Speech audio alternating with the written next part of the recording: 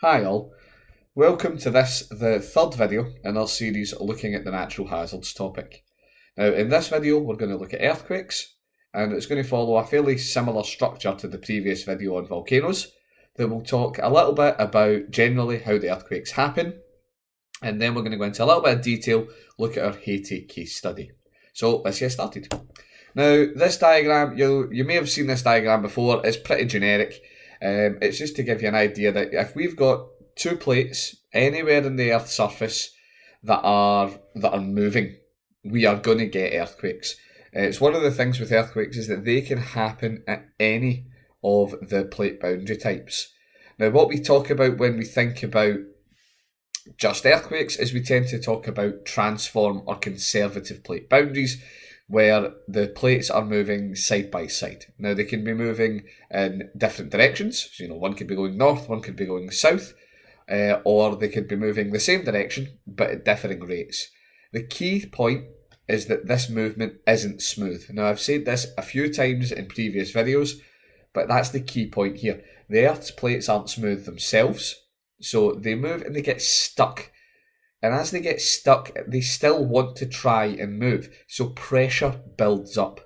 Now eventually, that pressure is going to overcome the friction, the force that's keeping the plates together, and they'll jerk apart. Now that jerking motion, that is an earthquake.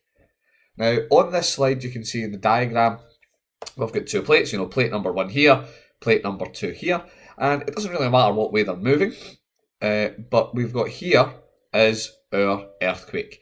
Now I've got a couple of terms on this diagram, so let's say we've got, we'll start with our focus. Now the focus is literally where an earthquake happens, that exact point on the Earth's crust where the movement happens.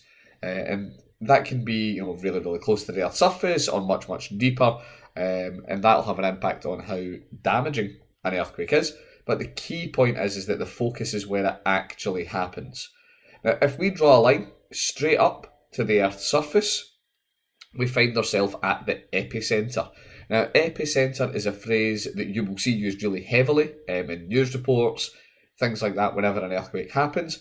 And it is the point on the Earth's surface which is directly above the focus.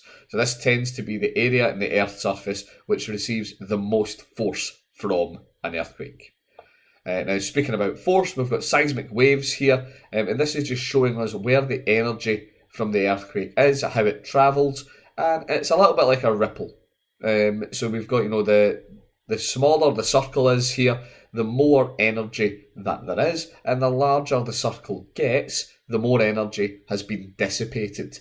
So this kind of leads us into, the deeper your focus is, the bigger the circle gets by the time it hits the Earth's surface, and the less you feel the earthquake. And obviously the converse is true if the focus is really high up and very close to the surface. Now the last bit we've got here, we've got fault line and fault line underground. Now all this is the literal line when you go from plate number 1 into plate number 2. It is the boundary between these two plates. Now, if we move and we start to think about our case study, which for us is the earthquake in Haiti, again, same idea as we had with Mount St. Helens. We need to look at causes, we need to look at impacts, and we need to look at response. Now, you've got a lot of detail on this in your notes, so please remember to refer to that. But to give us a little bit of an overview, let's think about causes first. So here we've got a couple of maps showing us the kind of general region that we're talking about. So, here's Haiti here. Now, Haiti lies on the Caribbean plate, which is, funnily enough, in the middle of the Caribbean. And directly to the north, we have the North American plate. Now, if we look at this diagram a little bit more detail, for the earthquake that we're talking about, the exact fault line that we're talking about is called the Enriquillo Plantain Garden Fault. And it is just a little bit south of the main boundary between the two plates, but all of these faults form the kind of complex that is associated with that plate boundary. So you can see here, this isn't a great map in terms of how far in it's zoomed, etc. But, Port-au-Prince, the capital of Haiti, very, very close to the epicentre of this earthquake. And this earthquake was, fairly shallow as well. So that leads us to Port-au-Prince getting a lot of energy injected into it from this earthquake. Now that leads us to start to think about some of our impacts. Now again, same as I've said with the previous video on impacts, some of these you can shuffle about depending on how you're going to justify them. But we've got 220,000 dead, 300,000 plus injured, 1.5 million homeless, all fairly straightforward social impacts. The other ones that we've got, 25% civil servants dead, you could fit that in a couple of places. That is literally, it's people who've died. That's a social thing. But then you could also look at the work that these people do. And they would be very, very important in, one, getting the country back running smoothly again. And two, administering things, essential services that people need. Most hospitals damaged or destroyed. Again, you could say socially, people need the ability to go to these hospitals, particularly after such a devastating earthquake. But you can look at it economically as well and say these are things that will need to be rebuilt. That kind of leads into the top economic impact that I've got there. Over, let's just call it 200,000 homes damaged. They're going to need to be repaired.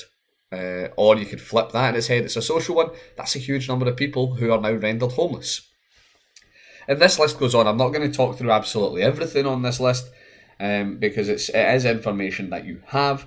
So it's stuff that you should be able to refer to in the exam if you're asked to talk about the impact of an earthquake that you've studied.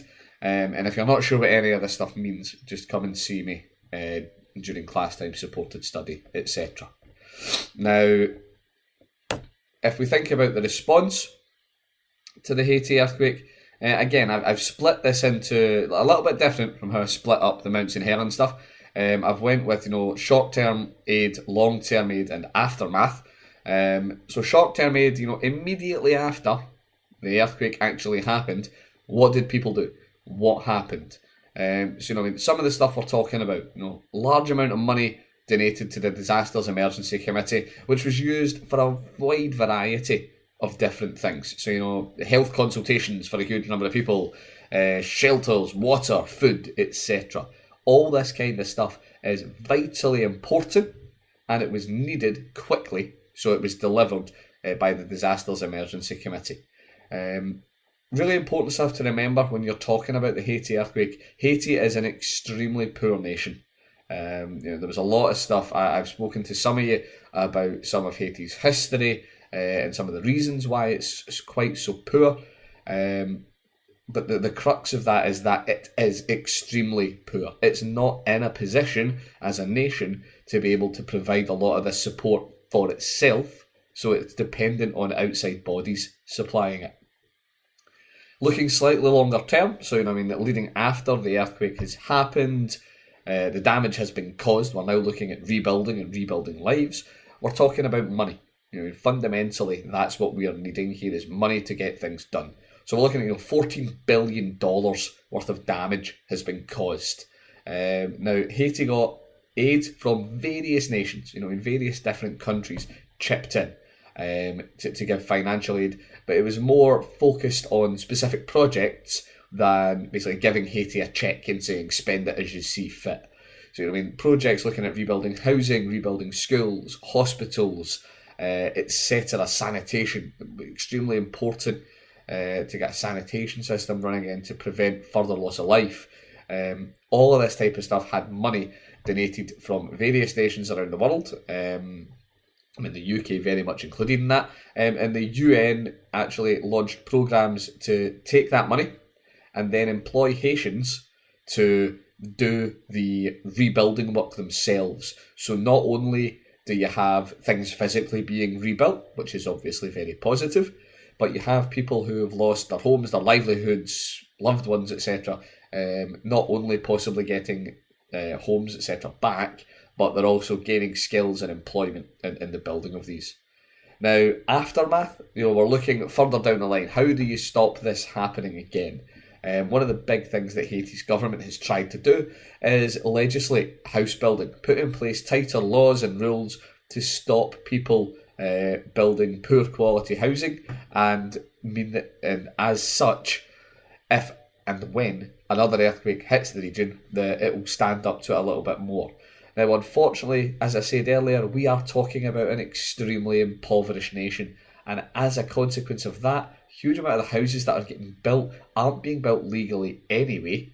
So this increase in legislation, while in some places it will help, in others it's going to be ignored, and we could well have some of the same issues coming up again. The next time that an earthquake strikes this area. Now, I'm deliberately trying to keep this video a little bit shorter. The last couple of videos have been on the long side, so I'm going to wrap this up here. Please bear in mind that you do have very, very detailed notes on the Haiti case study and on the impacts of earthquakes. For instance, I've not mentioned tsunamis at all in this video, but you do have this material in your notes, so please review it. Make sure you're comfortable with it. Anything that you're not happy with, come and see me and we can discuss it more fully. So that brings us to the end of this video, guys. Thank you very much, and I will see you next time.